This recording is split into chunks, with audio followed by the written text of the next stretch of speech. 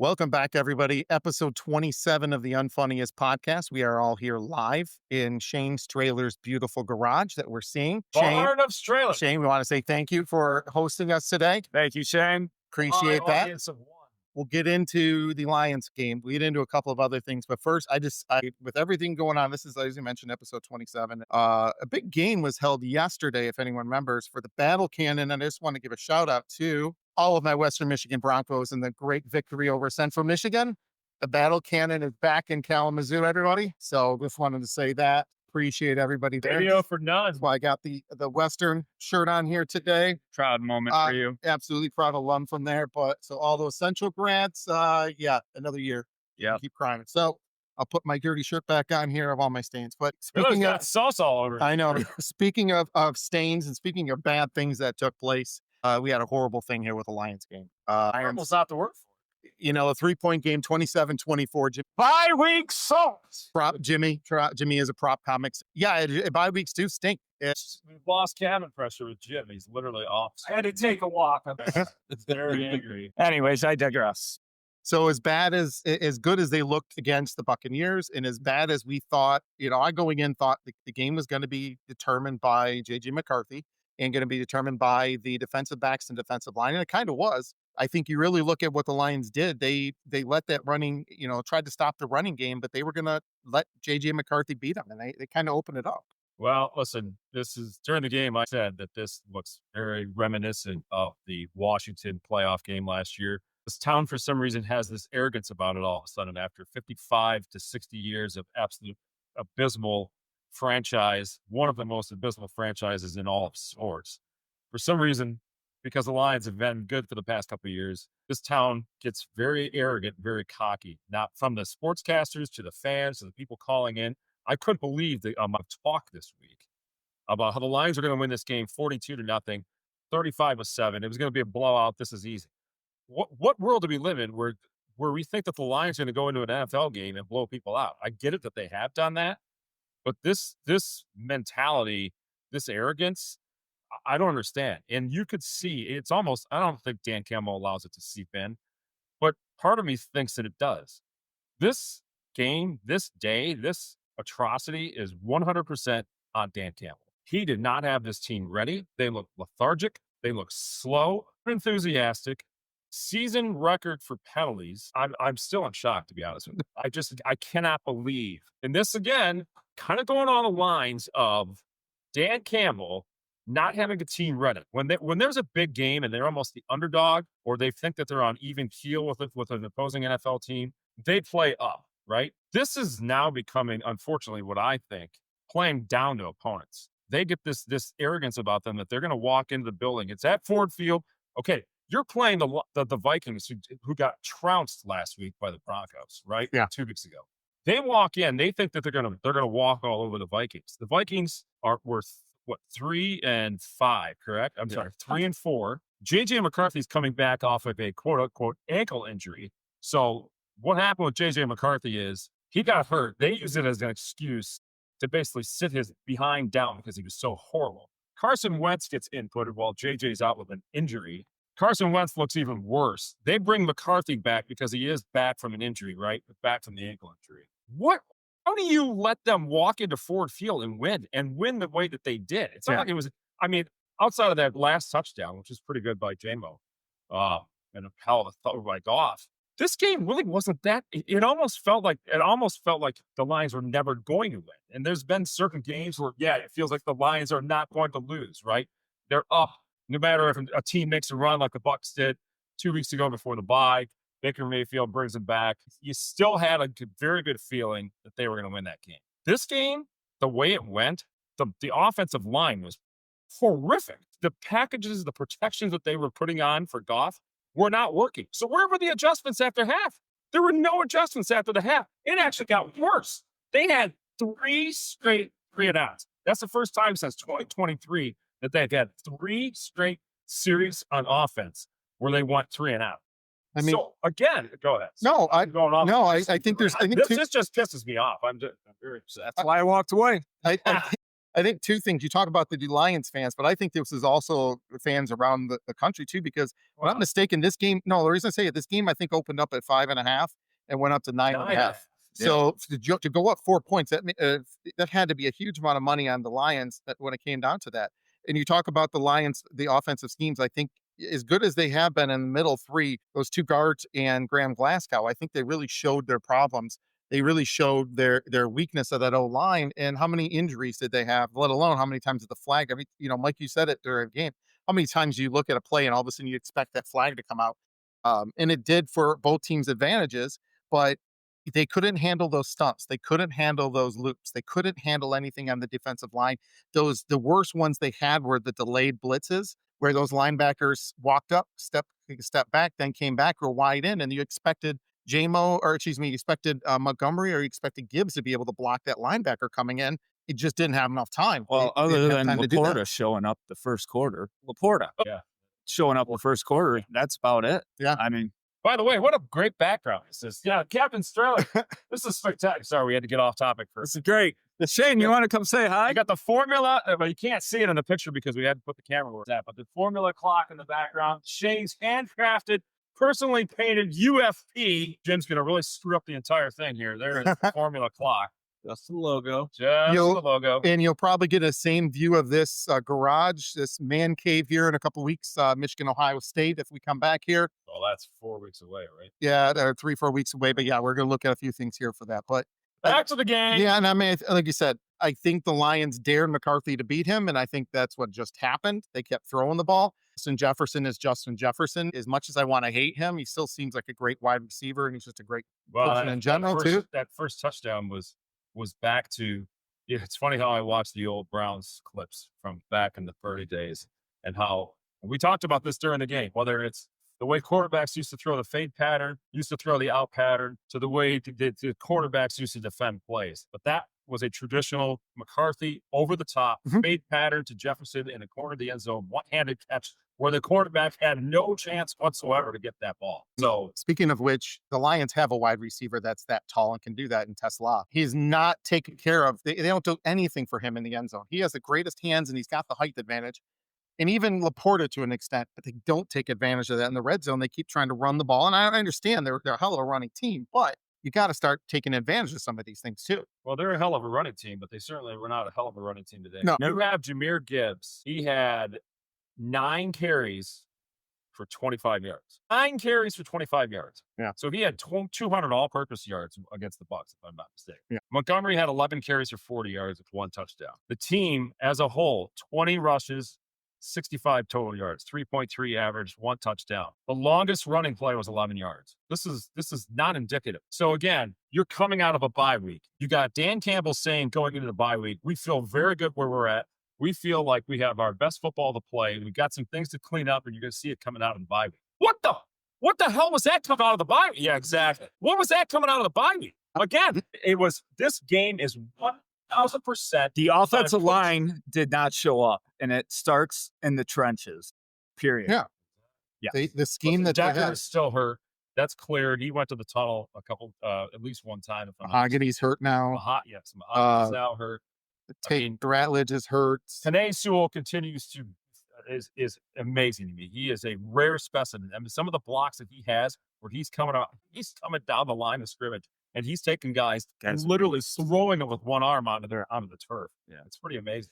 But other than that, it just seemed to me, okay, Jim, what did you say earlier? You're like, I hate bye weeks. And I said, okay, I'll give you the bye week excuse for the first quarter, maybe a little bit into the second quarter. They needed it for injuries, but Okay. you lose momentum. You lose momentum, I understand. But again, that's first quarter, possibly into the second quarter. By the half, the team should be back to where they were and then make their adjustments at halftime and go into the second half with the game plan because you know what you're doing, you know what defense is coming at you.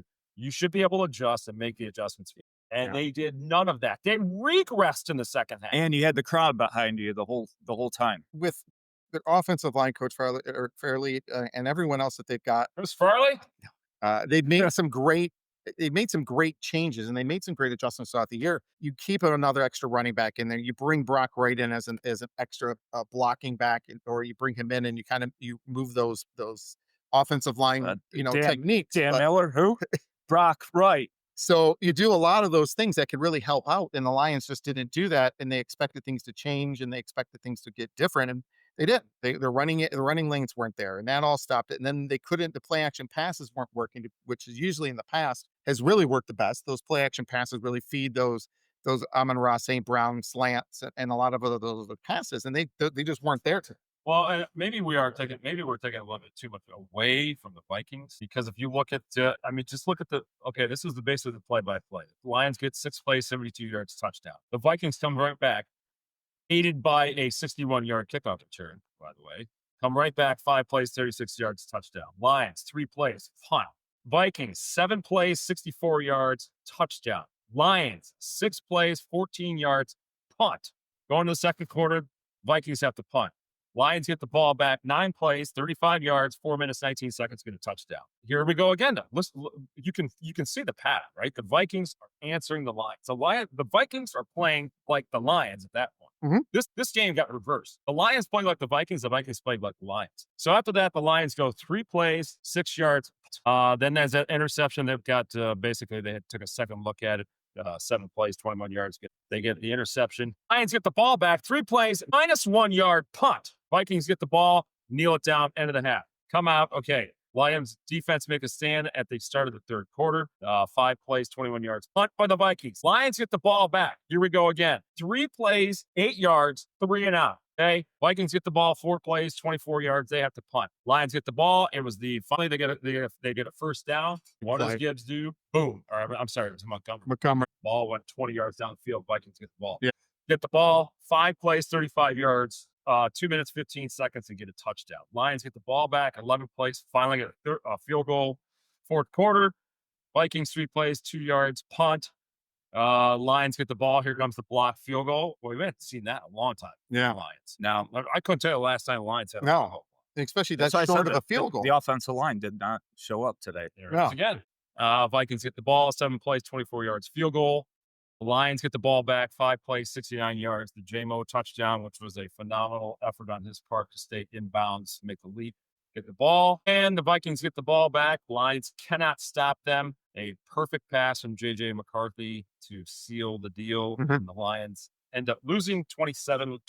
Well, it's one of the, we talk about first off, the amount of penalties in today's games. It was just ridiculous. Get into that. Replays, everything else. One of the things that I thought was really good was, and it worked against Lions' favor against Shane, get rid of these flies by the next time. We're working on it, Miller. One of the things that I couldn't stand before, but now it really came out to their help was on that J-Mo touchdown, where obviously they had somebody radio in and say, by the way, that was a touchdown. Lions didn't have to burn a challenge on that one. Yeah. So that's nice that, hey, this was there and obviously it worked out in their favor. But penalty after penalty after penalty. Yeah. I don't even know what's a catch and what's not a catch anymore.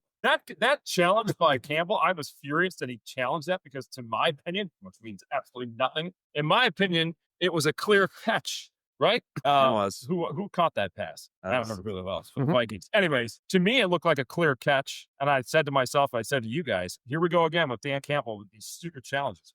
Then I was completely wrong because they come out of the timeout commercial and they call it an incomplete pass. Yeah, I was shocked. What the? I'd give up. So if the Lions would have won, I was going to start this stupid podcast with my rant about stupid referees and the flags, because once again, it is out of control. You cannot go more than 2 plays in the NFL anymore without a flag. You can throw a flag on every play. For some reason, they choose that a certain penalty. Okay, so the leg kick thing, I get it, right, from Hutch. That was definitely, when we first saw it, it looked like it was not even anything. The crowd was going crazy about it. Second view, clearly it looked like it was a leg whip. He came around with his leg, hit McCarthy in the side. So clearly it was an unsportsmanlike contact. But all these other penalties, it's like, my God, what are we doing? Why so many penalties? Why so many flags? It's disrupting the game. It's ruining the flow of the game. The NFL is becoming the referee league. It's not the National Football League. It's the referee football league. RFL, that's my new thing. The referee football. What the hell? I don't. Sorry, I gotta take a breath and a drink of water. Hey, Too I fired told you, up about take a that. walk like I did. Explore the Taylor's- studio space. Yeah. So, anyways, yes, that's my rant about referees in this league. All right. Something needs to be addressed. Let's move on. Let's Go get rid of ahead. this. Yeah, I mean, Let's- it's let's- obviously next game. Who we got next game is at the Commanders. Is the next game? Next game is at. Oh, let's see. We At the got at Commanders. the Commanders. So Yes. another Fox game, 4:30 next Saturday. Who knows? Who knows? I don't think they've lost back-to-back games in 3 years, 4 years as a Lions team. No. So you got to have them come bounce back, and I think that they will. This is a good football team. They weren't right. They need to get better on that offensive line. They need to get better on that coaching staff. They need to look in things a lot better. Really, what comes down to it. The positive news, if there is anything out of this, they didn't lose any spot when it comes down to the NFC Yeah, North. it was- Other action, Chicago did win, but Green Bay lost. So there's right now, if I'm not mistaken, like you said, they're in a tie for first place with technically Chicago. That would be correct. Yeah. They are in a first place tie Mhm. in the in the NFC North. Technically, the Bears, for some reason, are listed in first place. No, I can't. I think it's just how they just Yeah, how that's they- the That's way just it the way it's. yeah. So, yeah, I mean, listen, they're at the Commanders, then at the Eagles. You are potentially looking at a 5-5 football team when they return home on November 23rd versus the Giants. There is nothing guaranteed with this team anymore. I'm not saying they need to go into panic mode, but I'm thoroughly disappointed in the coaching staff of this team. Again, I don't think that they came out even remotely close to being prepared. The Eagles game, listen, let's all depend on what they look like next week at the Commanders. Yeah. But the Eagles game at the Eagles, if they play like this and they play like this against the Commanders, I think they'll beat the Commanders. I really do. Mhm. I don't think Jaden Daniels is back yet. Plus, I do think that that's a little bit of a revenge game. I was just Yeah. going to say that. A little bit of, hey, you came into our house, beat us up in the playoffs. Yeah. Granted, it's a regular season game, but we're going to come into your house and we're going to show you something. Yeah. But that game against the Eagles, we'll see. There again, though, that's an underdog scenario, right? On the road. So Dan Campbell gets these guys up for that, but he can't get them up for a lousy game against the hapless, I would call the hapless Vikings at home, coming off a bye. So and then you got the Giants. Hapless. Hapless. Well, without Hapless. Cam Scatterbo, that's the heart and soul of their team right now. Forget Jackson Dart. Let's go around the league a little bit here. Some of those early games. Patriots hang on, beat the Falcons 24-23. Yeah, they were up 21-7 that game. I mean, if I'm not mistaken, the Patriots are now 7-2. Drake Vrabel. May. Drake May. You want to talk about the Pats have a franchise quarterback again. So outside of the last one that they had. Oh, yeah, a guy named Tom Brady, by the way. So, yeah, I certainly are playing. And listen, I mean, Mike Vrabel, what does Tennessee think now, right? Mhm. You get rid of Vrabel, and now he goes back to his playing days, goes back to the Pats. He has them on track. So I think they look pretty damn good. So Drake May in this game was 19-29, 259, 2 touchdowns, an interception. He was sacked 6 times. That's a lot for him. With a rating of 102.5. Michael Penix Jr. traded to the Atlanta news station, and their mispronunciation and spelling of the poor young man's last name was 22 of 37, 225 yards. And Cousins didn't 3 play in almost touchdowns. Thank you for correcting that, Michael. You're welcome. Michael Penix Jr. So, yeah, that was 24-23. So the Pats hung on after leading 21-7. They only got a field goal after that. And the Falcons did come rushing back. You got Baltimore, obviously, last on Thursday night. So this is the crazy part. They destroyed the Dolphins. Well, they did. Yeah. But so the Ravens were 2-5 at the bottom of the AFC North. Yet the betting odds in Vegas still listed them at that point as the odds-on favorite to win the AFC North. They have the best starting quarterback. They do. So you get Lamar Jackson back. They're now 3-5. The path for them to win the AFC North looks pretty good. The Bengals are out of it. The Browns are obviously out of it. You talk about them. Hey, they had a bye week, so they didn't lose. But by the way, talk one more thing about the Miami game. Still haven't fired who I thought was going to be the first coach fired, which that was wrong. But They they fired their general manager, and basically it sounds like they're going to keep him the rest of the year. Yes. Because the more they lose, the better pick they're going to get in the end when it comes to that. but you've still got that contract of Tua that's going to be around for a while. You still got some of those other contracts, but you fire the GM, but you obviously know that things are going to be a big change when it comes down to it. Chargers over the Titans. The Titans dropped to 1-8. The Chargers improved to 6-3. Titans were up early in that game. Cam Ward was 12 of 21, 145. He's having a rough year, but he's definitely having a rough year. Justin Herbert, 19 of 29, 250, 2 touchdowns, and interception. He also took 6 sacks in that game. So one of the problems with Jim Harbaugh's team right now, the Los Angeles Chargers, is their offensive line. Yeah, they continue to not be able to protect Justin Herbert. He was sacked 6 times today, a loss of 38 yards total on those sacks. Yeah, so they need to address that. Yeah. But with the trade deadline coming up here on Tuesday, if I'm not mistaken. I think so, yeah. And it's going to be interesting what the Lions do, too. We'll talk about that later. Bears come back and beat the Bengals 47-42. 89 points scored in the game. That's a hell of a run there. I mean, what did whatchamacallit, Caleb Williams do? So let's look at the stats for Williams. Go ahead. So Williams, his box score, his outing, he was 20 of 34, 280 with 3 touchdowns, no picks, and sacked twice. And he caught a touchdown. Yeah. A crazy first touchdown in that game. Caleb Williams had 53 yards rushing too. So incredible. So again, the Bears are now 5-3 and tied with the Lions atop the NFC North. Be a big change when they meet up again the next time. Well, that's at Chicago. I mean, that's going to be. It's going to be a cold game. And this one is an and special. Steelers 27, and arguably one of the best teams in the NFL 20 with the Indianapolis Colts. It just seems like the Steelers are a little up and down all year, which any Aaron Rodgers team typically has been in the past few years. So, unique to see what's going to happen with them. They're 5-3, and Indy drops to 7-2. So Indy drops to 7-2. Daniel Jones, he threw the ball 50 times in this game. 31 of 50, 342 yards, a touchdown, 3 interceptions. So that you can kind of see the game right there, right? We didn't watch this game, but when you see 3 interceptions, he was sacked 5 times in that game. Aaron Rodgers was 25 of 35, 203.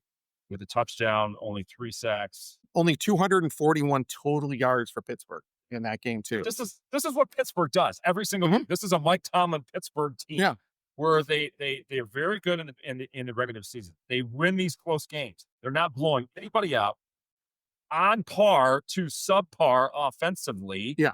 But they do enough to win games. Defense keeps them in the games. Defense wins games for them. Again, a Mike Tomlin coached team. But unfortunately for them, it doesn't work in the playoffs. They've bowed out in the first round, 5 of the past 6 years. Yeah. So, I mean, listen, if you're a Pittsburgh Steelers fan, sorry, Ann, I'm sure you're saying the same thing to yourself. Love you, Ann. Talk to me in the first round of the playoffs and right after that to see if we actually win a game. So, yes. Go ahead, Miller. San Francisco comes back, ends up beating the Giants 34-24 by 10. Comeback player of the year, too, Mac Jones. Mac Jones, baby. 35 yards passing, 2 touchdowns today. Christian McCaffrey, $106 rushing. The Giants are just going to continue to lose out, get a better pick. Jackson Dart threw the ball 33 times, 9 incompletions for 191 yards, 2 touchdowns. And Jackson Dart was a leading rusher at 56. So not much offense for them. Packers lose to the Panthers. To me, that was a bigger loss than Minnesota beating the Lions in Detroit, 16-13, that the Panthers come back, and end up winning. Yeah. Yeah, I didn't see that coming at all. I mean, granted, the Panthers have been kind of one of the more surprising teams outside of maybe the Colts, who were dominating everybody at 7-1, but then dropped the Steelers. But the Panthers, I don't think anybody saw them going into Lambeau and beating the Packers by any stretch of the imagination, but they did. Jordan Love, 26 of 37, 273, no touchdowns, 1 interception with an 80.1 rating. Bryce Young, 11 of 20. Now, again, this is very pedestrian, but they did enough to win. Bryce Young, 11 of 20, 102, an interception with a whopping 48.3 rating. And my player of the week, announce this right now. Rico Dowdle? Rico Dowdle, running back. Rico Dowdle. He is the Rigoberto Sanchez player of the week. Rico That's Uncle Rico. Rico Dowdle, 25 carries, Hey, we got a 130 football yards, in here. 2 touchdowns. And Mike can throw it over a mountain. Where's your Browns? In action going on right now, Raiders up on the Jaguars 6-3. Rams up at halftime 20-10 over the Saints. And in the other game, the big game of the week, 21-10, the Bills are up on the Chiefs in Orchard Park, New York. So Lions didn't lose much. It's kind of been an up and down day for the NFL, which always happens. Let's talk about the Bills and Chiefs real quick because this has been a highly anticipated game. I'm Yeah. surprised they didn't flex it to Sunday night. Yes. But yeah, so this is the past few years. The Buffalo Bills continue to pretty much dominate. I believe they had beat the Chiefs 3 regular season games in a row. Similar to what we were talking about with the Steelers, they get to the first round of the playoffs and they bow out. The Bills seem to get to the AFC Championship game. They run into Pat Mahomes and the Kansas City Chiefs, and they get beat every year. You can listen as a Chiefs fan. You probably look at this and go, "Yeah, well, we like to beat the Bills on the regular season game, sure." But when it matters the most, Patrick Mahomes, Andy Reid, Shines. and the Chiefs, yeah, absolutely. And it doesn't matter if it's at home at Arrowhead or if it's at Buffalo. The Chiefs in the playoffs, in the AFC Championship game, Patrick Mahomes dominates Josh Allen and the Bills. Yeah. So, And late games later today, Commanders are hosting the Seahawks in Sunday Night Football. And in the game that only Cowboy fans care about and Cardinal fans, Cowboys and Cardinals on Monday Night Football. If it wasn't for the Cowboys, that game would be flexed out, but they're going to have a huge following because apparently everyone in the U.S. loves the Cowboys Cowboys, fan. which I can't stand. America's team, Yeah. the Dallas Cowboys, also the team of the Weisenbergers. Yeah. That's all you need to know. Uncle Pat, John, and Jim. Yeah. So Fans of the Cowboys and the nation. I want to come back and talk about kind of change gears from NFL and from football. We'll talk about some of the college stuff a little bit later, but You're running the show, brother. Mike stayed up past 10 o'clock last night, I did. past 11 on. o'clock, Hey, on. Yeah. and almost to Jimmy's still- midnight. Look at this. Like, it's not quite my Browns football, but it'll Game be ball good. for staying up So- past midnight. Absolutely. To these yahoos at midnight. I'm like, my old is up at midnight for crying out loud. Hey, listen, in the back of my head, I was thinking about the time change backwards. Yeah, you Which, got oh messed yeah, up. by the way, okay, let me go on to this really quick. Hold on, go fast. Right. Yeah, side rant, exactly. So when I was younger, I used to love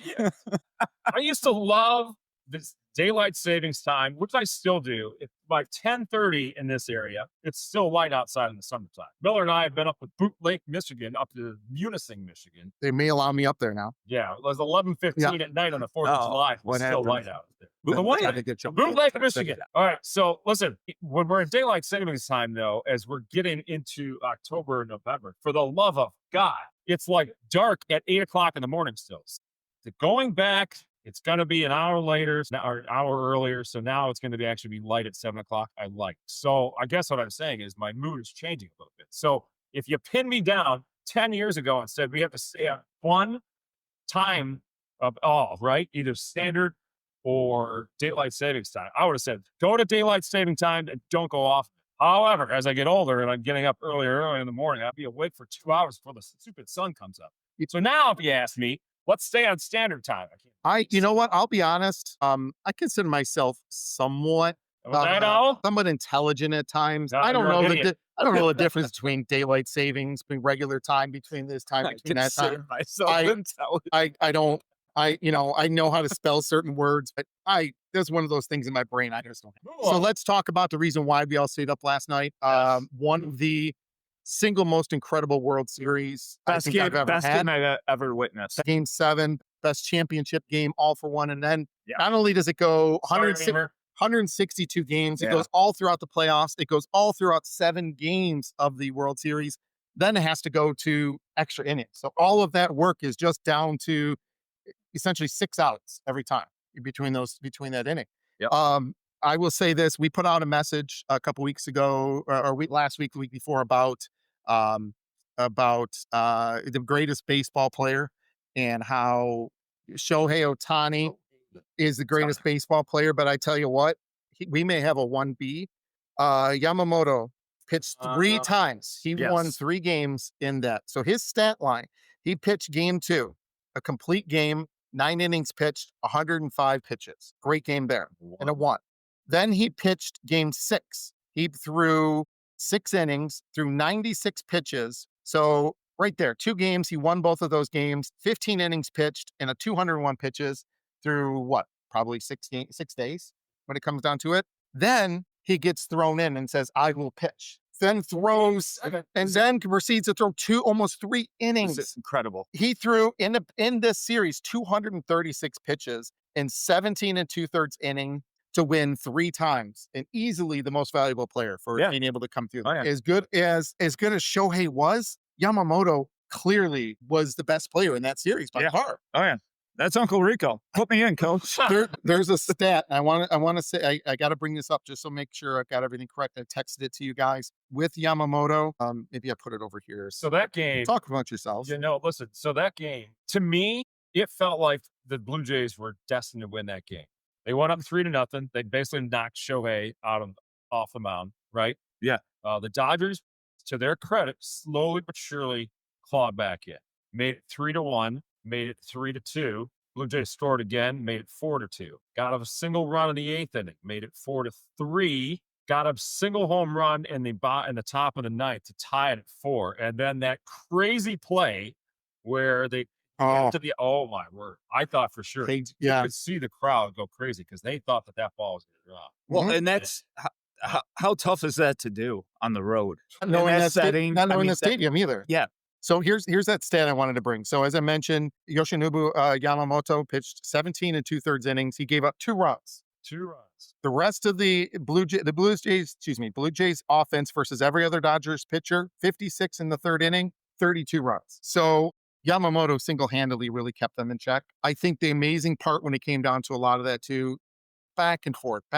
You thought it was going to be one way. Then it comes back in the other way. The swing of emotions. Every person in that stadium was up in that top of the 9th. Nobody sat down. No. And then there was very rarely a time that you ever saw the people behind the plate sitting. One of the most electrifying atmospheres I've ever seen. Listen, Beamer talked to me about when they, I think it was game 1. He said one of his family members was there again. The place, literally, the ground shaking. How loud it was. But last night, okay, so here's another mini rant. Whoever does the organ playing oh God, here we go for the Blue Jays, Jimmy, what'd you say? That crowd not need any help getting up for that. No. They were standing the whole time. But the organ playing that. Listen, I understand it's a baseball tradition, but every pitch, or every other pitch, no. I was paying more attention as it was starting to annoy me more and more as the game went on. Yeah. So they would play it on one pitch, and then they would go to I don't know what song it was, but then the very next pitch. So let's just say it's every other pitch. Yeah. Organ gets on and does the "Let's Go Blue Jays." I feel like this is a Seinfeld episode. I'm looking behind you, in front of you. Yeah. Where's Mike? Yeah, exactly. So I'm like, if I was at that stadium, if it was driving me crazy on TV at home, I can't even fathom what it was like being there. But hey, maybe they like it. Maybe this is their tradition. Really every other pitch. But yeah, back to the game itself is more important. I mean, there's wrote down a couple things I think that were really incredible. The big thing, couple plays. Number one, let's talk about the very last play of the game when Kirk, the catcher, grounded out to short for the double play. There was runner on 1st and 3rd with 1 out for the Blue Jays. And if it had been any other batter other than Kirk, who I may be able to outrun in our foot race, I think that it would have been safe and the game would have been tied. Yeah. It's incredible. How about the Dodgers center fielder? Is it Pages, whatever, how you pronounce it? Andy Pages, whatever, also known as Andy Pajas. Yes. Yeah, he's from the Dominican Republic. So when that ball on the fly went out and got caught in the bottom of the fence in that padding, immediately hands up. That way, those runners had to be stopped at 2nd and 3rd instead of having a run in and a runner on 3rd. So just a heads up play. I mean, Grant, he could have got it. Probably wouldn't have anything. Knowing the rules, knowing what to do at that time was incredible. Smart play. Yes. Yeah. Yes, not Pages. Yeah. Knowing what to do, knowing everything there. Will Smith, straight World Series. Oh my goodness. It's got to be a record for straight. I saw that this morning. I'm like, there's no way. That's incredible. Yeah, incredible there. You look at it, who else is going to be favored next year other than the Dodgers? Nobody? Well, listen, I mean, the odds-on betting favorites, clearly the Dodgers, but I would also say the Blue Jays going back. Yeah. Mariners are going to be in the mix. I do think the Tigers will be somewhat in the mix. They need a bat, yeah. They do need a bat for sure. Listen, A so bat one and an thing that we arm. didn't talk about is Mr. Clement from the Blue Jays. He set a postseason record with 31 hits total in the postseason. So that's pretty impressive. I'll tell you exactly what it is. Go ahead, talk about it. Yeah. So he had 31 hits in the postseason.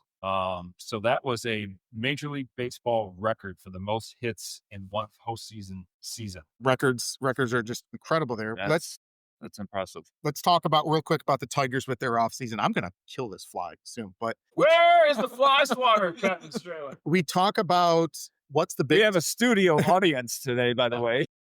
He's bored by the sports talk, so he's looking at us all. But Tigers. The big thing is trying to sign Skubal in this We'll get to your offseason. topics. They want to sign him. It's not going to happen because Boris only wants one thing to get to free agency. Let's go opposite. Let's look at the Lions with what they just did with signing Hutchinson. They signed all these other guys realistically under market value for their positions and locking them up long term because the players want to be here and the agents are willing to work with them. So let me phrase that. The agents are working with them because the players want to be here. With Skubal listening to his agent, to me, the agents to listen to the player and not the players listening to the agent. And Dan Burgess, one of my good friends, eventually you'll come on this podcast. I'm putting this out here now. You're going to have to tell us wrong. And I want to have that conversation with you. The siren, Miller's dropping one of my good friends.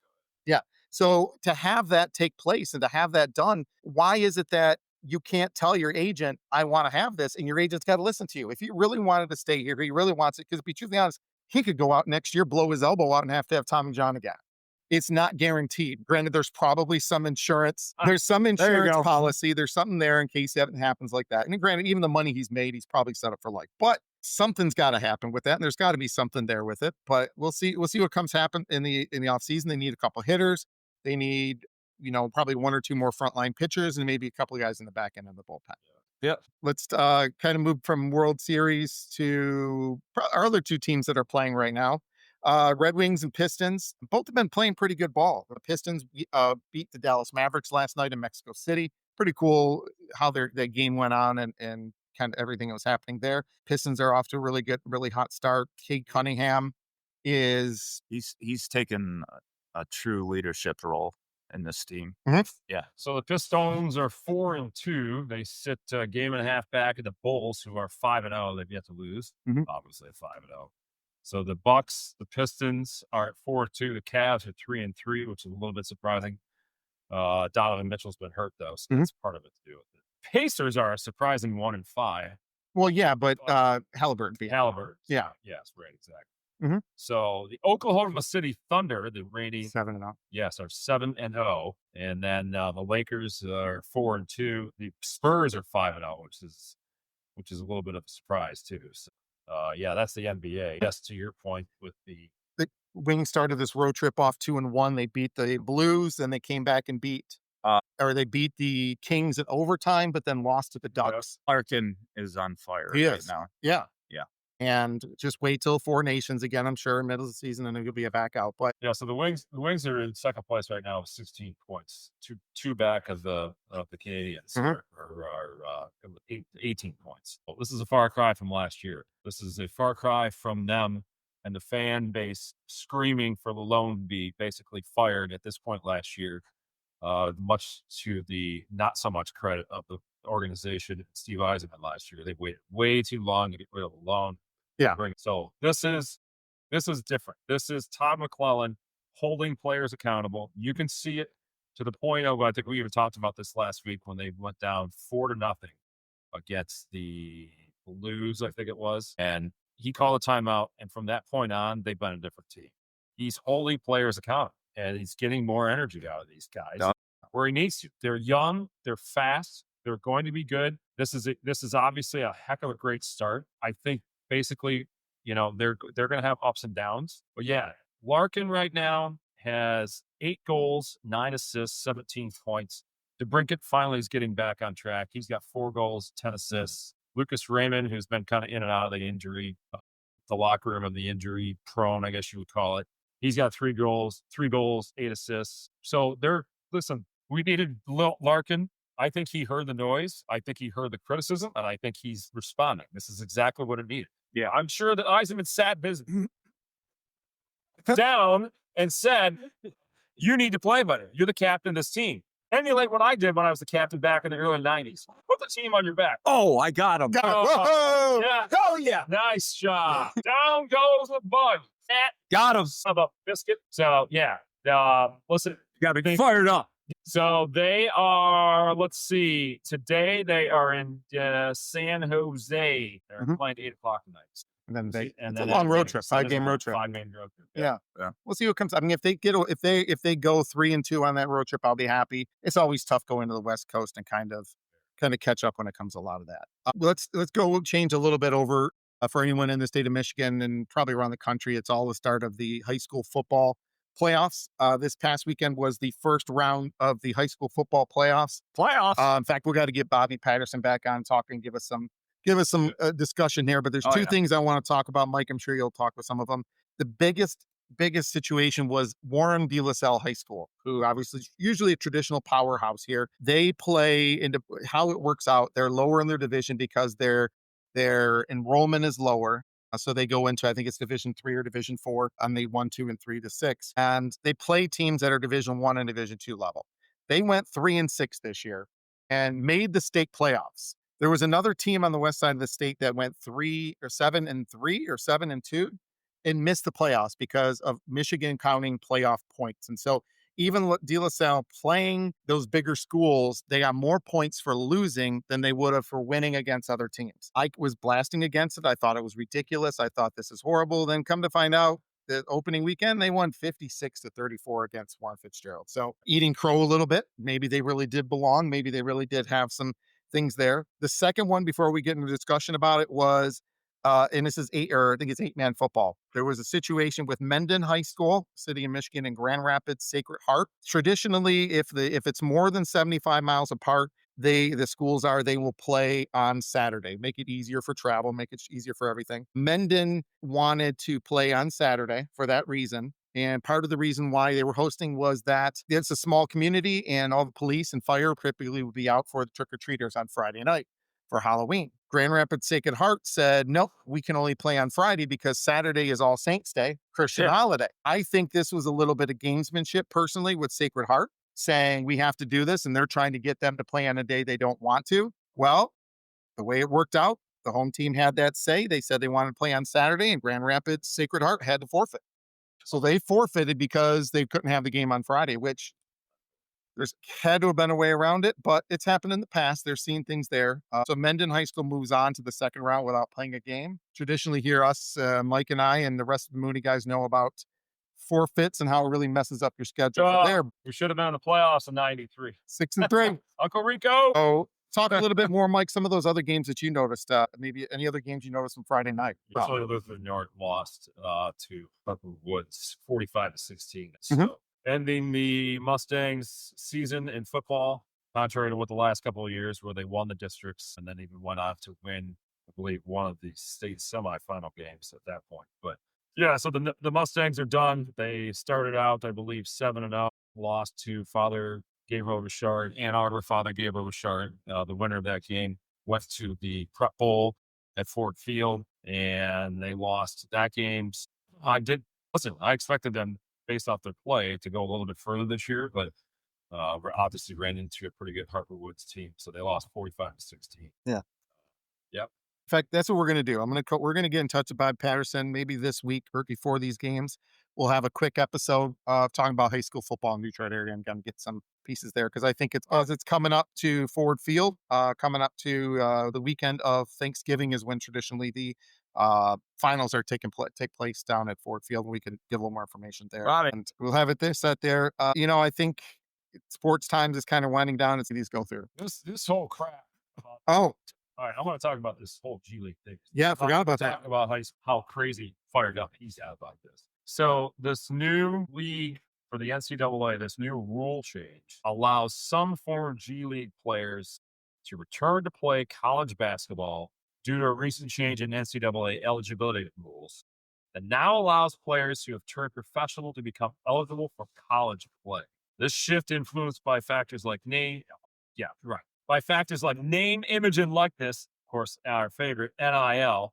It's already seen players like London Johnson committing to Louisville, Theory Darlin joining Santa Clara. So the NCAA changes eligibility rules to allow players who previously played professionally to return to college. NCAA considers G League salaries that are less than what is needed for actual unnecessary expenses as comparable to an amateur scholarship, making it easier for these players to become eligible again.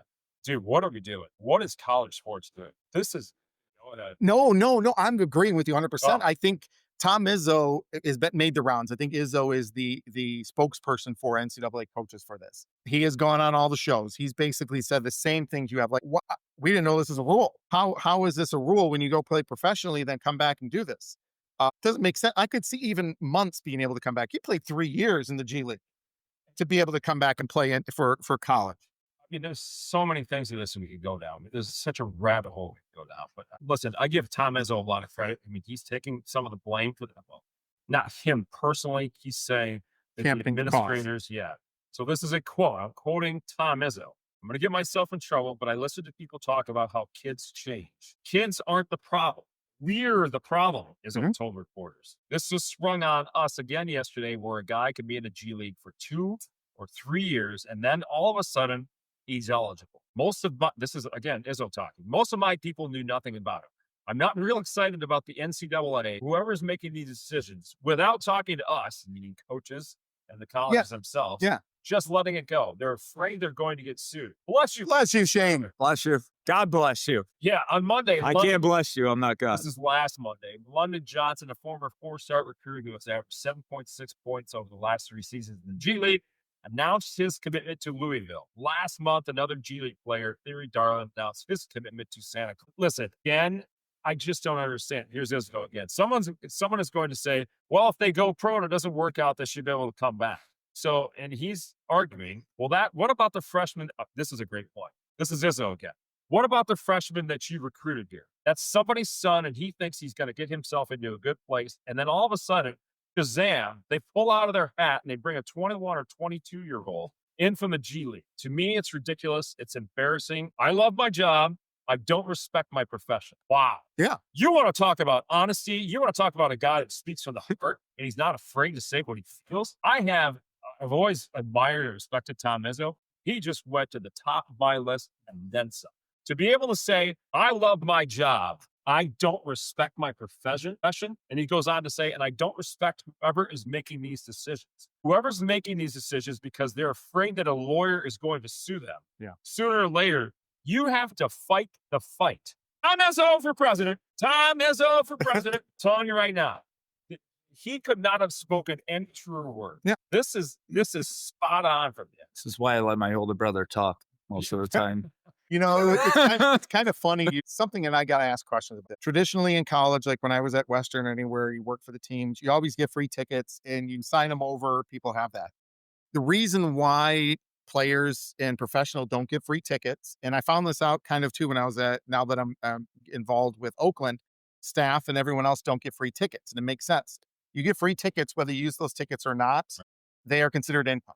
So you have to get taxed on it, whether you use those tickets or not. So that's why players don't get free tickets. The rest of them don't, because it's a fiasco when it comes to it. And even staff, if you don't use the tickets, you're not going to want to get $10,000 worth of income. You're not using. Ridiculous. Yeah. But I mean, but it makes sense. So now these college players that are getting paid and not the rest of these because of NILs, because the university giving them money, do they now have to get taxed on the tickets that they give away for free? Yeah. How is this going to happen? There's so many things in Pandora's box that are open now because of this, that if there's no going back, you're not going to stop paying these guys. I think it's only going to become more of a minor league and more of a professional ranks than anything, but there's a lot to go with that. He goes, I think after we practice today, I'm going to call Magic.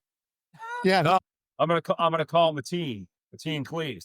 I'm thinking to myself, yeah, and this is, okay, one last point of what Izzo said. The NCAA has to regroup. They've got to regroup. That's my opinion, only my opinion. Don't be mad at anybody else. Be mad at us. But I'm not going to be mad at the players. I'm going to be mad at the adults in the room. So we don't blame the players anymore. Blame the adults that make the decisions. that allow some of these ridiculous things to happen. Yeah, they are kids. I mean, you can't blame the kids. They're just them and their parents are taking advantage of the situation that's presented in front of them. If the NCAA wants to pay them money, they want to allow them to go to the G League and play for 2 to 3 years and come back. Okay, those are the rules. Why not take advantage of it? So they'd be stupid not to. But to Izzo's point, it's the same thing with the transfer portal. It's the same thing with NIL. It's the same thing. Everything that's going on with college sports in general. College football, to me, is the epitome of what's wrong in college sports right now because of the same things we keep talking about. The transfer portal and everything else that goes on with that. There has to be, what have we said this many times, there has to be guardrails. There's no guardrails. This thing is going way off the tracks. It's going to end up costing college football, especially, viewership. I firmly believe that. It's going to get to a point where it's NFL light. That's not going to attract more viewers. Will it give you big TV contracts? Sure. But at the end of the day, who's going to pay a big TV contract if you're not getting viewership? Same thing I talked about, big noon kickoff and all this other stuff. Oh yeah, by the way, Gus Johnson yesterday. He's okay. So let's talk a little bit. We'll go through college football pretty quick. Let's talk about the local teams. MSU losing in overtime yesterday to Minnesota. Well, that was surprising. It came back, a lot of people thought that the state was going to go in there and get their behinds kicked to them by your former Western. Yep. U of M beat Purdue in probably the most uninteresting game of all time of this weekend. Ohio State taking care of Penn State. I kind of laughed and thought, wouldn't it be hilarious if James Franklin could not win a big game, then they go into the shoe and beat them, but it was third. So listen, I think the Buckeyes clearly came out of a bye week as well. Probably looked a little bit rusty there. Same as the Lions, Jim, to your point earlier.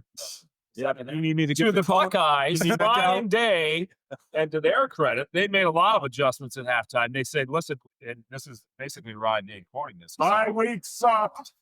They went in the locker room. They saw what Penn State's defense was giving them. They made adjustments and started to throw the ball down the field. So again, to their credit, they come out and basically put Penn State away. Penn State doesn't get another touchdown and or field goal after that. So and it didn't hurt. It didn't help what Jim Knowles came back and kind of said some of the stuff. He made some comments about we're not going to let the wide receivers run crazy on us. And anybody that doesn't know, Jim Knowles was the defensive coordinator for Ohio State for years, and then moved over, just a huge contract, over to Penn State. And by the way, Jim Knowles, the ex-defensive line coach for Western Michigan, I was there. Buster again for Miller. So couple other things. Let's go over some real quick. Indiana taking care of Maryland. Indiana to me still looks better than they did last year. Georgia and I'm still going to call it the world's largest cocktail party. Beats Florida 24-20, a little closer than we thought. That was a lot closer than we thought. Florida had that game. Florida was driving down. My opinion, the upset kind of the week, Texas beating Vanderbilt 34-31. Vanderbilt kind of taking a stumble there, but Texas has had a good team, and maybe Arch Manning's now starting to play a little bit better. Miami loses in overtime to SMU. That's a huge loss for Miami. It's their second loss. Notre Dame gets by Boston College 25-10. Texas Tech wins against Kansas State. Oklahoma beats Tennessee 33-27. Another one that, they're in the top 20. But in kind of the other big ones that we see here, Utah winning. Houston beat West Virginia beat Houston, and USC took care of Nebraska there. So coming up here to the end of the season, you're going to be seeing some of the college football playoff rankings coming out, everything there. Honestly, that first should be here with top the eight.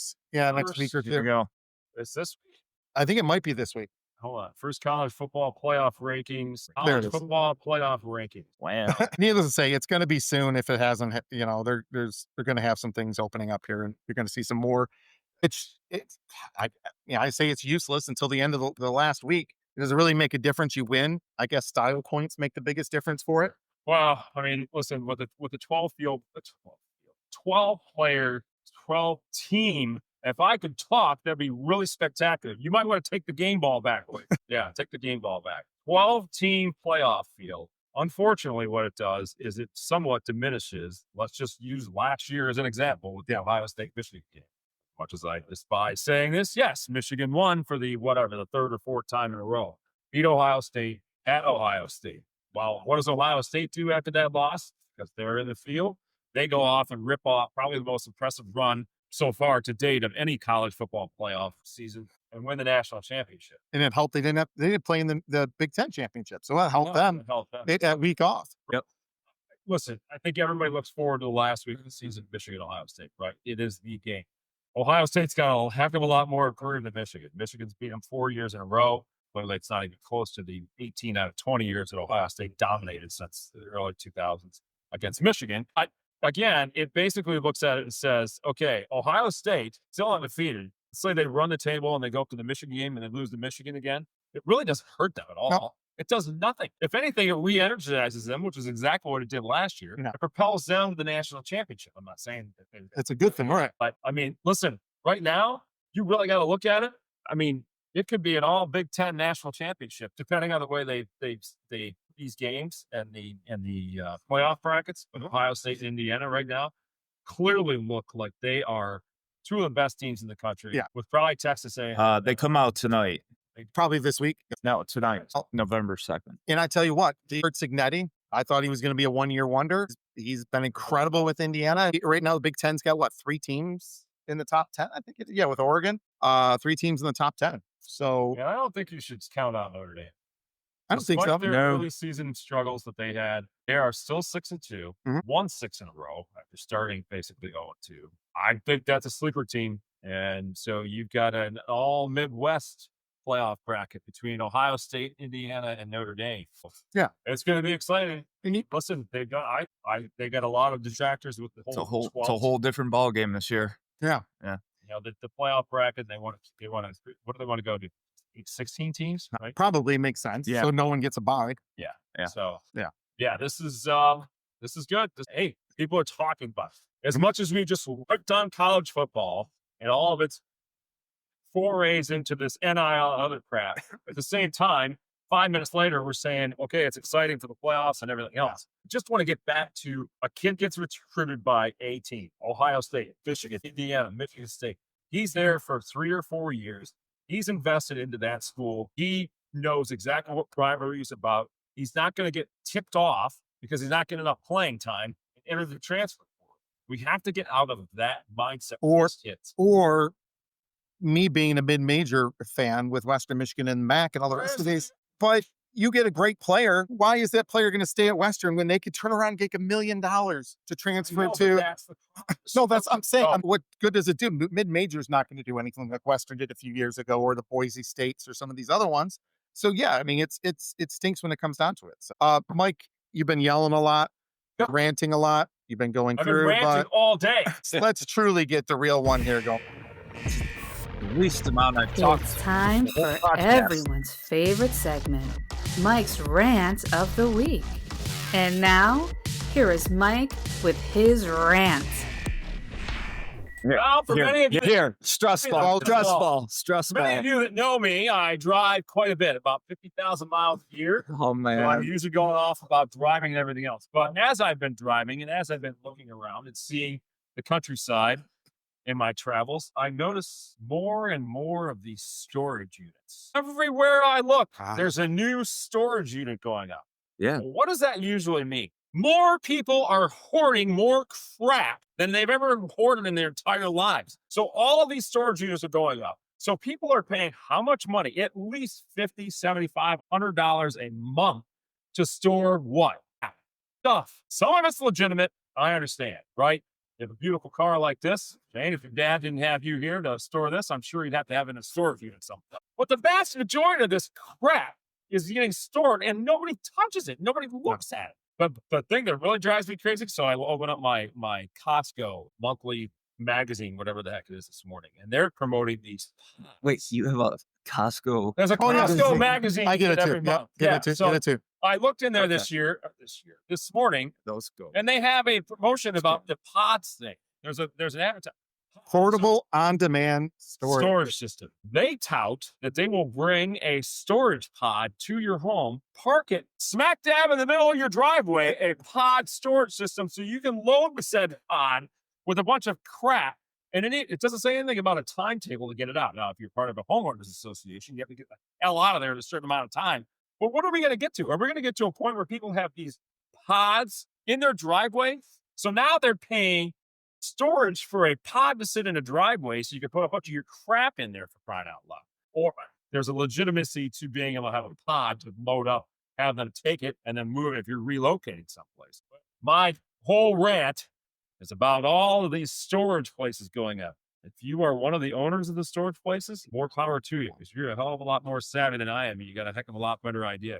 Well, I think Clinton Township and a couple other areas here have now banned additional storage units from going up. It used to be all dispensaries. Now it's all They're all over there. the place. And Yeah. how many other car washes are you seeing now? I'd love to own a car wash because that's hell of a passive income coming in with some of these. They make a ton of money, but it's how many car washes and how many storage units do you really need in your town in the end? Other than people just are hoarders and they want to keep it. Again, but there's no end in sight. I mean, more people are going to start storing more stuff. Hoarders per se, right? Mhm. So again, to you savvy business owners and entrepreneurs that are smart enough to invest in these things, congratulations! That you found a niche that will never go away, and Amazon can't take your storage pods from you either. I guess they could come up with a portable pod system themselves, but yeah. Oh, they will. The evil Amazon. All right. So Mike's rant, and I agree with you on that. That it is ridiculous. Saying Finally, you agree with me. I do. After 36 years. Hang on a second here. You two agree? At 36 years, you finally figure it out. But I think now comes the time where we're just past an hour in here. People are sick of hearing us. I don't think anyone's actually living here. What's going on this week? We need this sponsor. We need a sponsor for this segment. So we got to do that eventually. But, Jimmy, what's the week ahead look for you? I don't know, dude. I got nothing.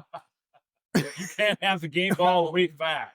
All right. That's fine. Michael. Just working. That's all. Busy week of preparation for some of our trade shows, as I will leave early Saturday morning. Thanking my esteemed colleague for setting up a 7 a.m. flight to Las Vegas next Saturday. Yeah, so I might Just spend the night at the hotel. Just go and sleep there. So I might be broadcasting live from Las Vegas. Oh, you got to go walk down the strip. You just got to interview random people on the strip. That would be awesome. Absolutely. I could probably do that. I think so. I think you should. Hi, sir. Welcome to the UFP here live at Las Vegas. Yes. Pass out That'll get cards. a lot of people. Yeah. Oh, no, I was going to do. Oh, I was going to say, yeah. Have you heard of Mike Ward? Do you know the Unfunniest Podcast? How about UFP Media? I will do. I'll take some of our Oh, let's do it. leaflets. Yeah. Passing out leaflets in Las Vegas with UFP QR codes. Absolutely. Mojo. Come on, folks. What are you doing, Miller? I got nothing. Okay. Looking for a job. Okay. That's pretty much all I do anymore. I need Hoping to to hear back. Sounds good. I'll come over and get the dog to do it. Guys, we're gonna have a couple things next week. As you mentioned, we'll probably have a little more in depth to talk about Michigan high school football. We're gonna talk Lions and Commanders. That game next week. Pistons, Red Wings, MLB off season starting. Mike's favorite time of the year, the holidays. Have some of that. One thing I do remind everybody, no matter what political affiliations you have, left, right, middle, up, down, center, Tuesday's election day. So where, as much as important as the national elections are, our local elections are far more important than anything really, to our daily tasks. Please get out, make sure you vote, make sure you look at what's best for you, your family, for that town. Make sure you're out there and voting for what you think is not here. Right. Yep. Have your voice. Exactly. So thank you guys so much. Shane, thank you so much. Thank you for those sneezes and interruptions. Probably the best man cave in all of Michigan. And Nice job. Hang on a second here. There it is. Oh. Check out this BA. Oh, yeah. There it is. all right, guys, thank you so much. Have a great week. Like, share us, follow us, everything else. Remember, go on, vote.